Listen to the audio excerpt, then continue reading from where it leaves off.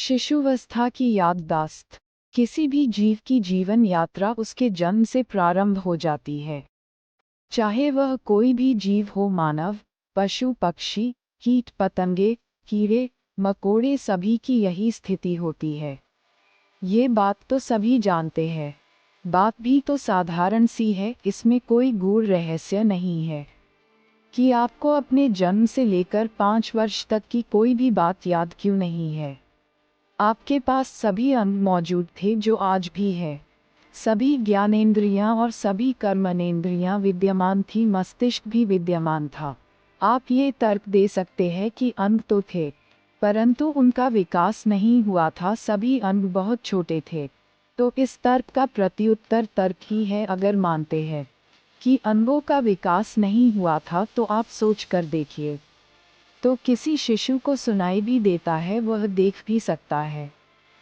क्या है जो शिशु नहीं कर सकता है?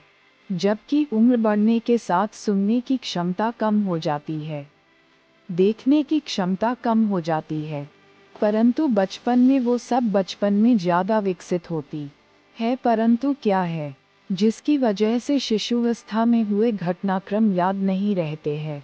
उसे रोना भी आता है, भूख भी महसूस कर सकता है, दृश्यों पर अपनी प्रतिक्रिया भी दे सकता है।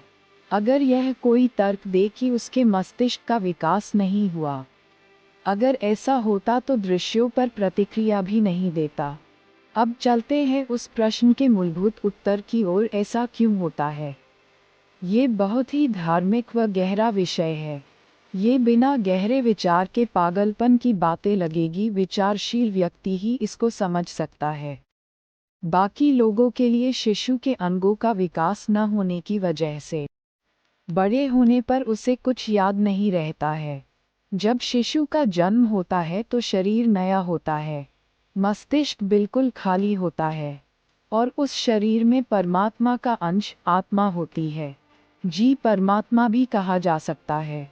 जैसे समुद्र से निकली एक बूंद का जो संगठन और स्वरूप होता है, वही उस समुद्र का भी होता है। अतः शिशु के नए शरीर में आत्मा होती है, और वह आत्मा शारीरिक इंद्रियां, मस्तिष्क सभी इस संसार की भाषा, नियम, दृश्य व प्रकृति से अनभिज्ञ होती है।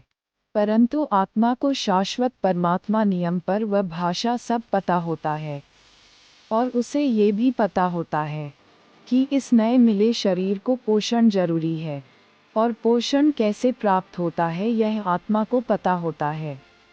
यही तो आश्चर्य की बात है कि शिशु को दूध पीना व स्तन का स्पर्श कैसे पता होता है। आत्मा ही शरीर को चलाती है, आत्मा न हो तो शरीर मिट्टी है, निष्क्रिय मिट्टी जो कुछ नहीं जानती है। आत्मा को शरीर के लिए प्राथमिक जरूरतें पता है, क्योंकि शरीर के बिना आत्मा का भी इस दुनिया में कोई अस्तित्व नहीं है। भले ही ईश्वरीय दुनिया में वह नश्वर हो, परंतु इस दुनिया में आत्मा की उपस्थिति शरीर पर निर्भर करती है। अतः आत्मा शरीर का पोषण पता होता है, और शरीर को कोई कष्ट होता है तो रोने के रूप में संकेत देती है कि शरीर को बचाओ। यही दो चीज प्राथमिक होती है, और प्राथमिक चीजें पोषण व रक्षा। आत्मा को ज्ञान होता है, बाकी सारी चीजें गौड़ होती है, और आत्मा इनसे अनभिज्ञ होती है, क्योंकि यह सब सांसारिक चिली होती है। इसलिए शिशुओं व बच्चों को ईश्वर का रूप माना जाता है।